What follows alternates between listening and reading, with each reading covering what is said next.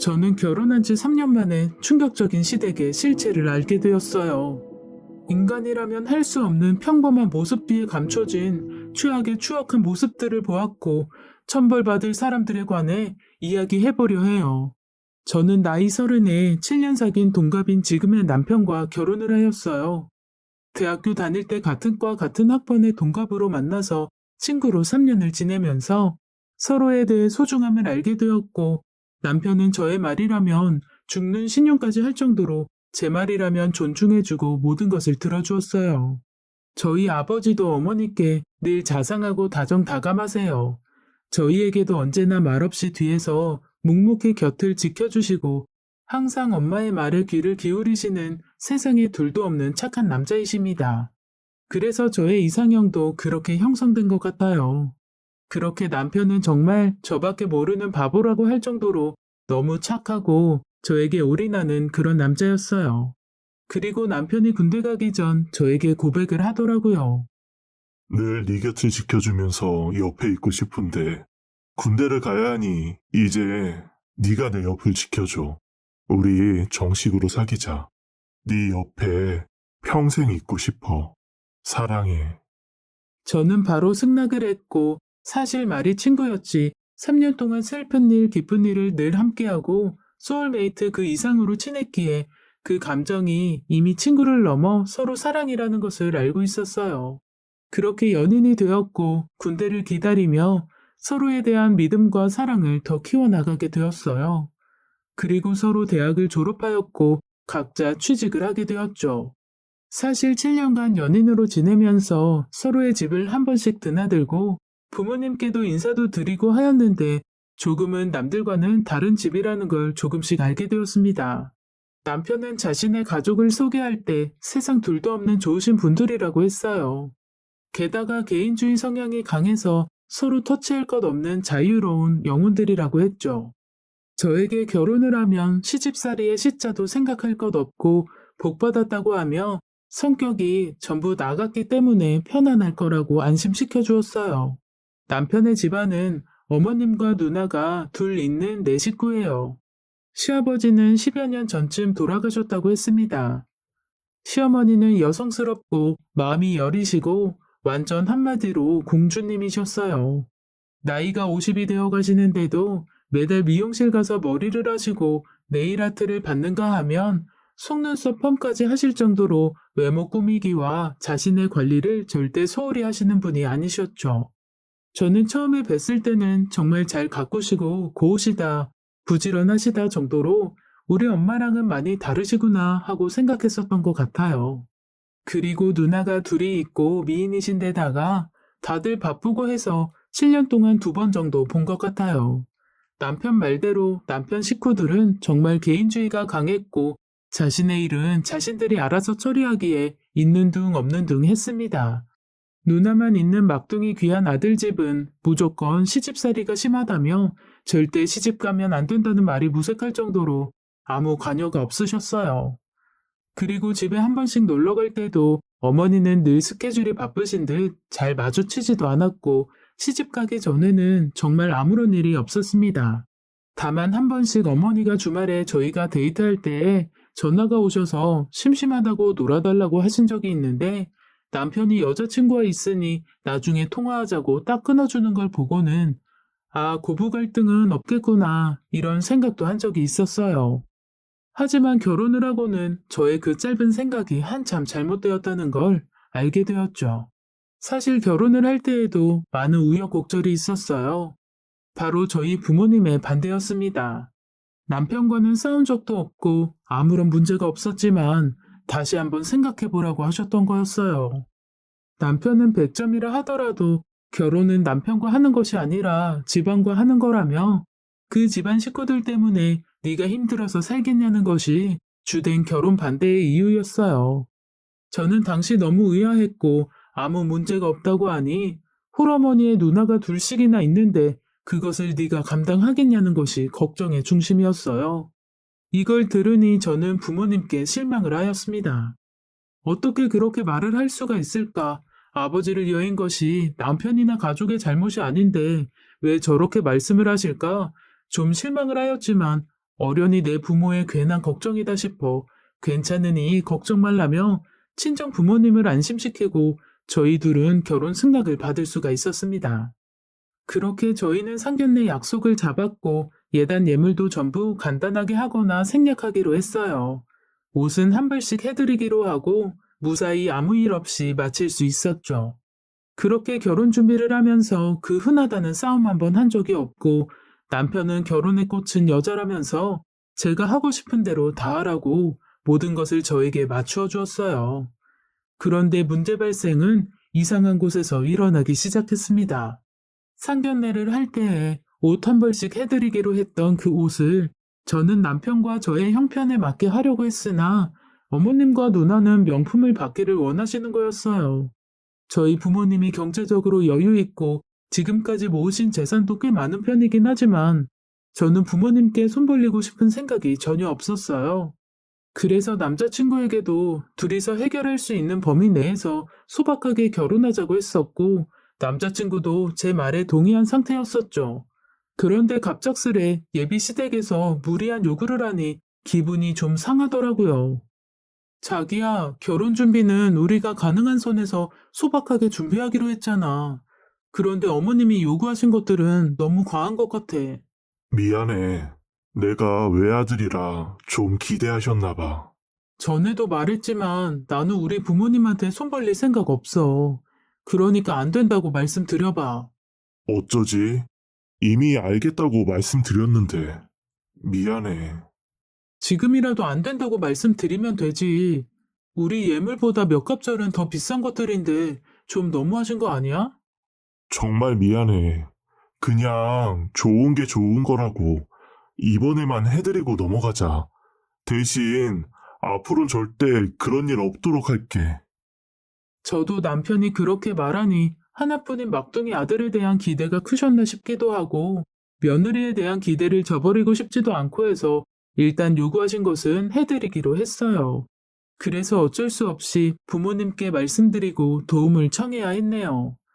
눈물을 머금고 저도 한번 사본 적이 없는 명품관에 가서 구입을 해서 드리게 되었습니다. 저희 부모님이 부동산, 주식, 현금이 많으셔도 명품 같은 건 한 번도 사주신 적이 없어요. 엄마가 재산을 쌓아오시기 전부터 검소함이 몸에 배이셨던 터라 여유가 되신 후에도 계속 검소하게 살고 계시거든요. 아무튼 예비 시댁에서는 명품 옷을 받고는 좋아서 입이 귀에 걸리셨어요. 반면 저희 친정 부모님 두 분은 필요 없다며 그 돈으로 그냥 너희들 비상금으로 쓰라고 다시 돌려주셨습니다. 저는 싫다며 똑같이 해드리긴 어려워도 구색은 맞춰서 준비해드리려 했는데 끝까지 거절하셔서 그 돈을 그냥 저희가 받게 되었어요. 그렇게 결혼식을 하였고 신혼여행을 가서부터 제가 상상할 수 없는 일들이 시작되었습니다. 첫 번째로 시어머니는 매일같이 신랑과 전화통화를 했어요. 신혼여행지에서 매일 전화가 왔을 때는 그저 걱정이 돼서 그런가 보다 하며 대수롭지 않았는데 결혼한 순간부터 매일매일 평일이든 주말이든 통화를 하는 거였어요. 첫째 형님은 시집을 가셨고 둘째 형님과 어머니 둘이서 살고 계신데 매일같이 내 아들? 이라며 전화가 오셨어요. 그래서 제가 물었죠. 자기야, 어머니랑 전화통화를 매일 해? 나 장가 가고 어머니가 혼자 계시니까 많이 심심하신가 봐.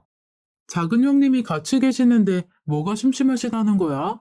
어차피 자기 독립해서 살아서 같이 산 적도 없잖아. 그래도 장가 간 거랑 다르시겠지. 두 번째로 큰형님과 매일같이 전화통화를 했어요.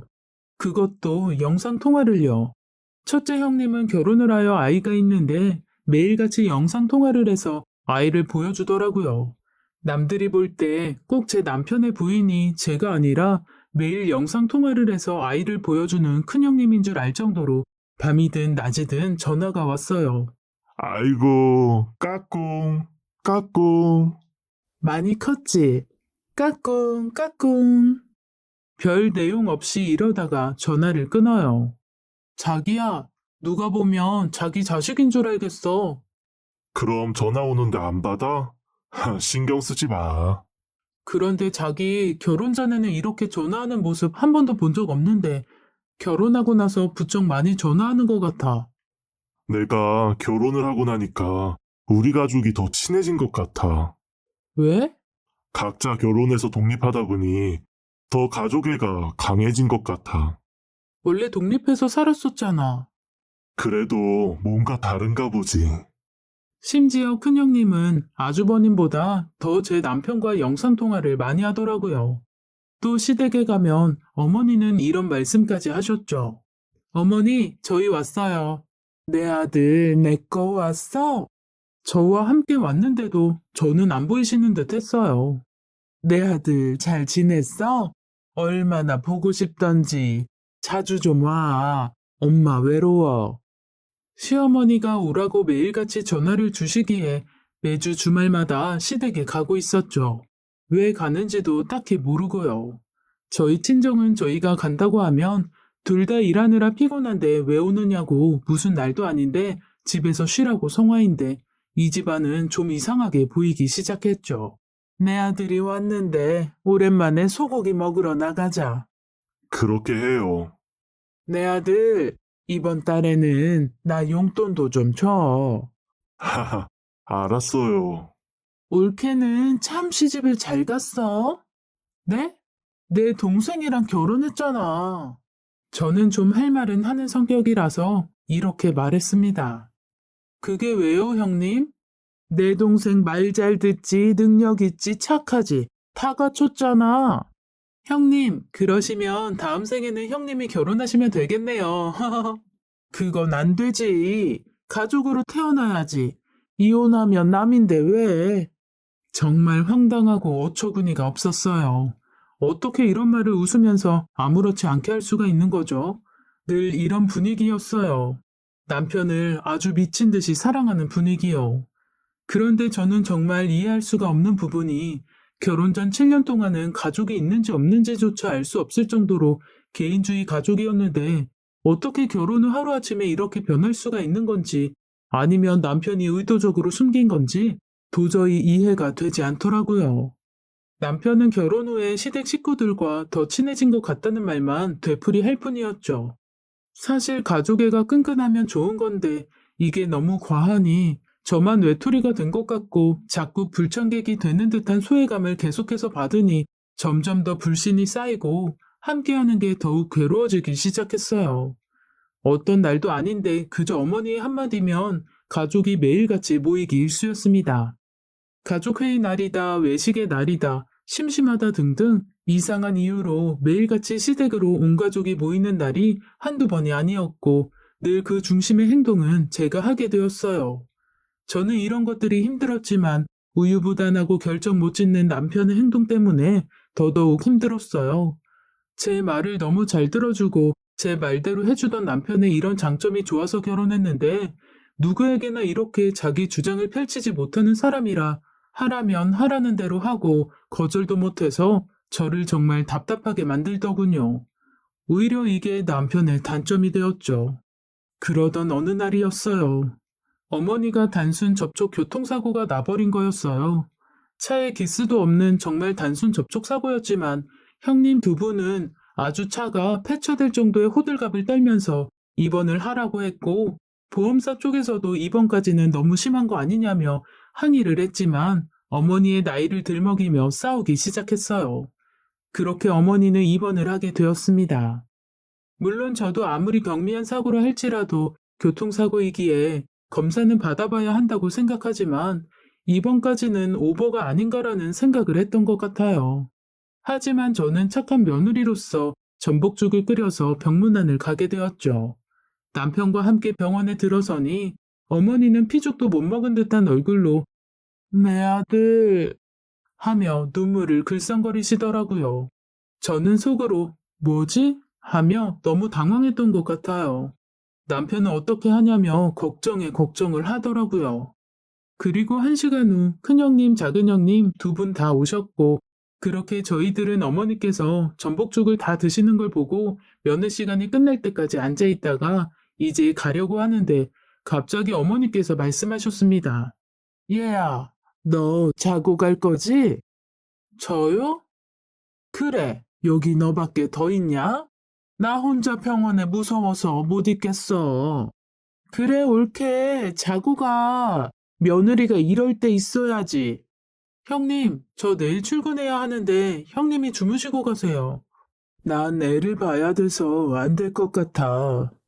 난 오늘 남친 만나기로 했어. 그래, 넌 할 것도 없잖니. 네? 어머니의 황당한 말에 남편을 쳐다보니 남편이 이러더라고요.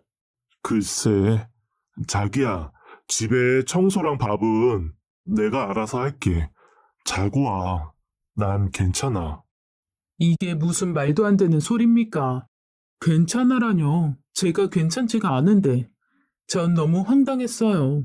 이런 일이 한두 번도 아니어서 저도 할 말은 하고 살아야겠다 생각했습니다. 더 이상 무책임하고 우유부단해 남의 의견만 따르는 성격의 남편을 믿고 기다리다가는 이 집안의 노예밖에 되지 않겠다는 생각이 들었어요. 어머니, 저는 병원에서 잘 수 없어요. 내일 출근도 해야 해서요. 정 불편하시면 어머니 자식이 세 분이나 계신데 상의해보세요. 저는 먼저 가보겠습니다. 이렇게 말을 하고 나오는데 정말 속이 다 후련하더라고요. 남편이 따라와서 저에게 어떻게 그런 말을 할 수 있냐고 했습니다. 자기야, 효도는 셀프야. 그리고 나 내일 진짜 출근해야 한단 말이야. 그렇게 저는 집으로 와버렸습니다. 그리고 그날은 남편이 병원에 있었어요. 그때부터 저는 시댁의 미움을 받기 시작했죠.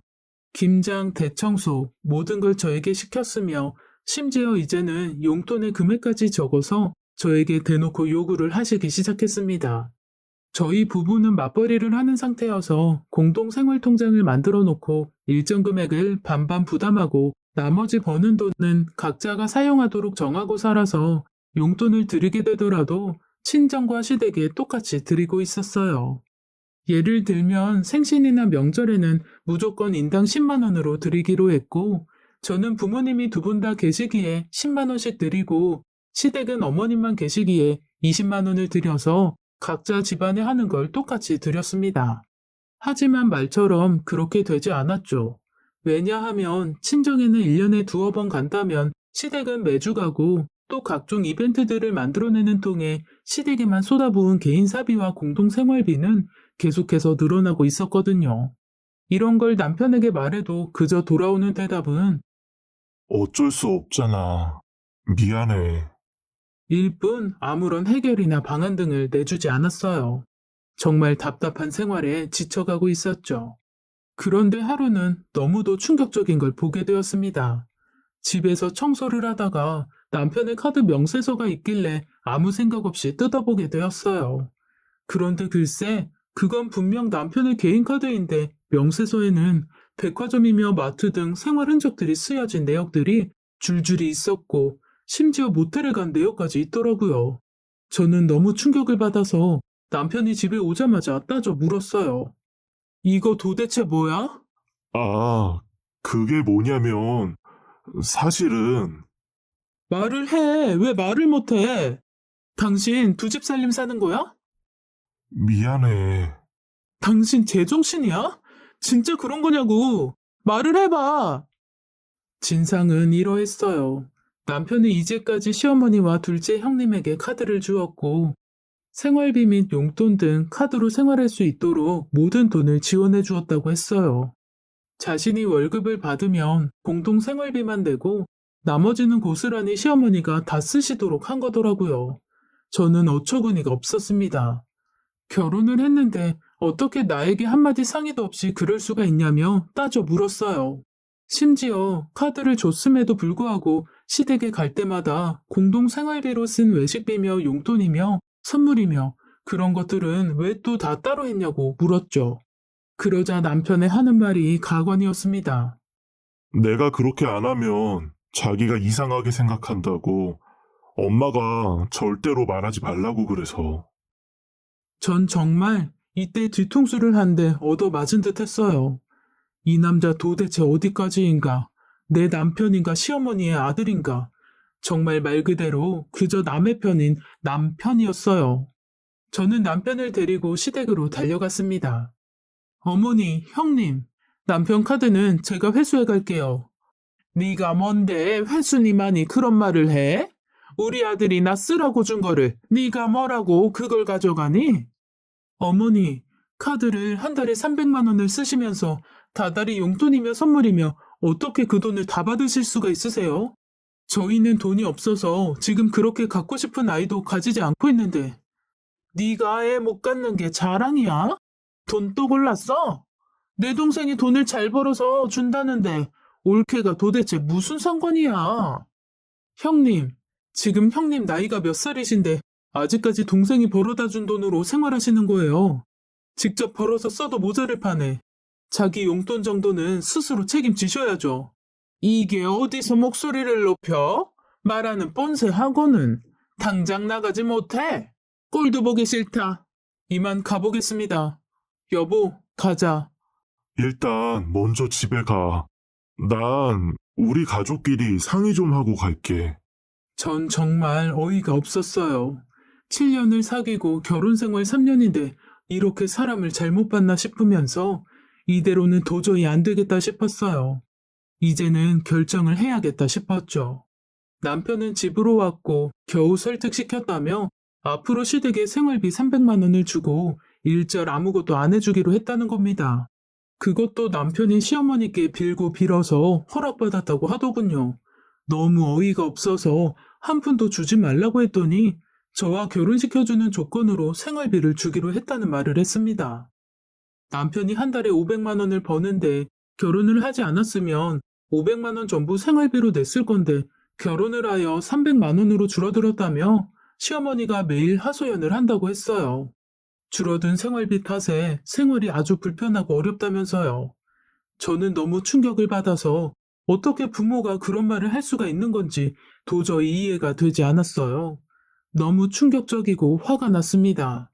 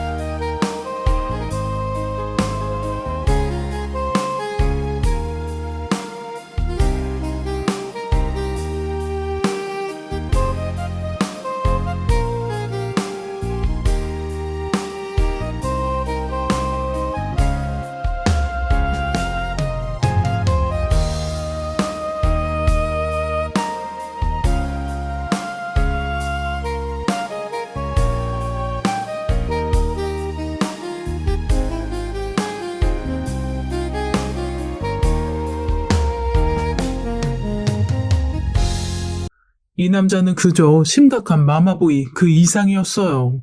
저는 이대로는 당신을 믿고 내 인생을 바쳐 함께 살 수 없을 것 같다고 이야기했어요. 시댁만 싸고 돌며 경제적으로도 정신적으로도 시어머니라는 울타리 안에서 헤어나오지 못한 사람을 미래의 내 아이 아빠로 두기엔 너무 불안하다고 했죠. 그리고 3년간 당했던 모든 나의 불행들을 이야기하며 당신과는 도저히 살 수가 없다며 제 인생을 위해서 저는 이별을 이야기하게 되었어요. 남편도 알아들었는지 생각할 시간을 좀 달라고 하더라고요. 하지만 남편은 결국 알았다고 하였고 그렇게 저희는 이혼을 하기로 했어요. 남편은 눈물만 흘리며 저에게 미안하다고만 할 뿐 아무 말 없이 그저 저를 바라보기만 했습니다. 7년간 사랑을 했고 나에게 모든 것을 해주었던 남편, 용서해줄까 용서하지 말까 하면서도 그 시댁을 생각하면 도저히 자신이 없었어요. 소중한 내 한평생 아무리 죽어 지내더라도 저 버릇을 절대 못 고칠 것 같았거든요. 저 또한 그런 남편을 참아주지 못하고 안아주지 못해 헤어져야 하는 상황을 만들어버린 제 자신을 원망했습니다. 찢어지는 가슴을 치며 저도 마음의 온통 멍투성이로 이혼 날짜가 오기만을 기다리고 있었어요. 그렇게 며칠이 흘렀고 남편은 시댁에서 지내고 저는 혼자서 신혼집에 생활하고 있는데 회사에 업무를 덜 하고 온 것이 있어서 남편의 컴퓨터를 켜게 되었어요. 그런데 남편의 메신저가 자동으로 로그인이 되는 겁니다. 사실 볼 생각은 없었는데 가족 단톡방에 읽지 않은 메시지가 40여 개가 있더라고요.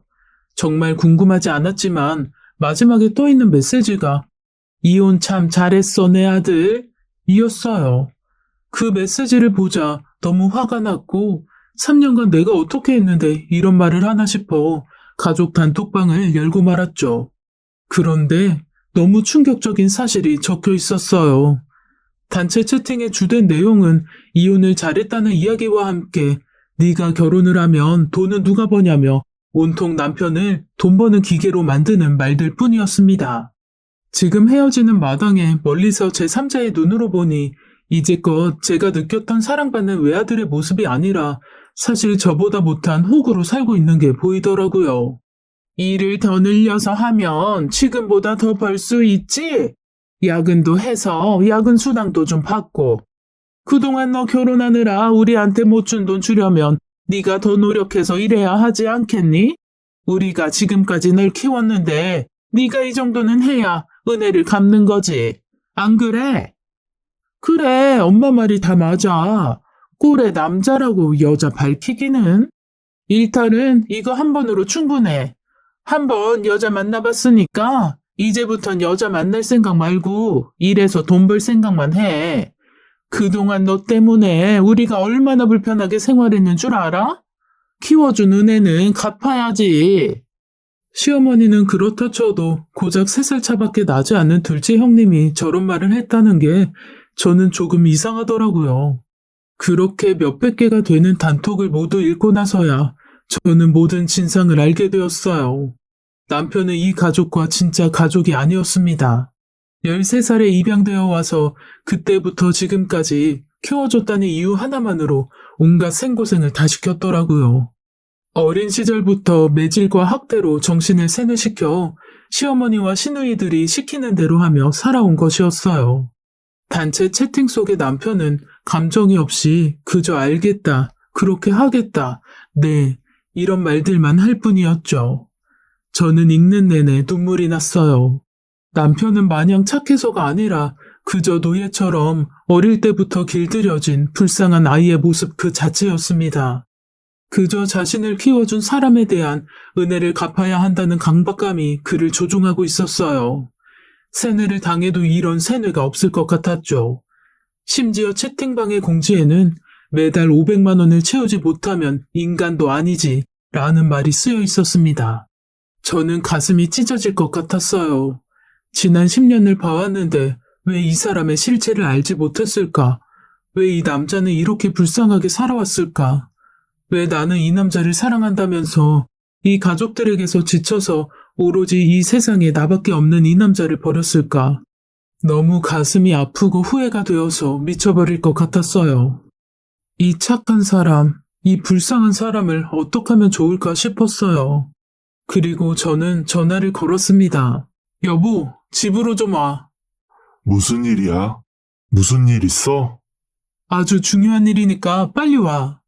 나 지금 경찰서야. 경찰서? 남편은 경찰서였어요. 시어머니와 둘째 형님이 주점을 가서 술을 먹고는 돈을 안 내고 버티다가 남편을 불러 남편에게 계산을 하라고 한 거였죠. 그런데 카드 한도 초과로 결제가 안 되어 경찰서에 붙잡혀 왔다는 겁니다. 정말 어처구니가 없었어요. 남편은 저더러 계산을 해달라고 부탁을 하며 나중에 본인이 다 갚겠다고 하더라고요. 그러는 남편을 보자 너무 안쓰럽고 안타까운 마음이 들었습니다. 이 사람이 무슨 잘못을 했기에 이런 집에 와서 이런 노예 생활을 하고 있는지 눈물이 날 지경이었죠. 이런 취급을 받으면서도 말 한마디도 못하는 남편이었어요.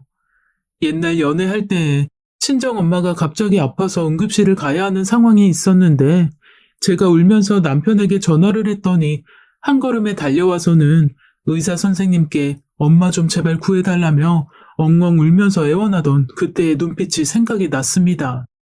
그리고 이 사람이 진심으로 사랑하는 유일한 사람이 저밖에 없다는 것을 깨닫게 되었어요. 그렇게 저는 이 남자를 내가 구해야겠다는 결심을 하게 되었죠. 저는 경찰서에서 계산을 하고 합의를 해주었어요. 그리고는 시댁으로 가서 경고를 날렸습니다. 어머니, 형님, 두 분 잘 들으세요. 저 이 사람이랑 이혼하지 않을 거예요. 이 사람의 진짜 가족은 저밖에 없는 것 같네요. 입양한 사실 왜 숨기셨어요? 이렇게 노예로 부려먹으신 거 저 신고할 거예요. 지금까지 이 사람이 고등학생 때부터 알바해서 들인 생활비와 모든 것들 다 청구하겠다고요. 이거 명백한 학대예요. 이 사람의 정신과 소견까지 받아서 정식으로 고소할 겁니다. 네가 무슨 자격으로 이혼한 주제에 남의 가정 파탄날 일 있어? 저 아직 이혼하지 않았고요. 이 사람은 제 남편이고 이 사람 가족은 저예요. 제 가정은 제가 지킬 겁니다. 쓸데없는 소리 하지 말고 당장 나가. 내 아들이 네 말을 들을 것 같아. 여보, 당신 가족은 나야.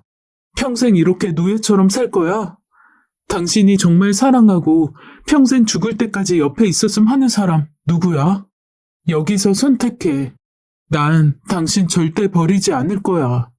남편은 말이 없이 고개만 떨구고 있었어요.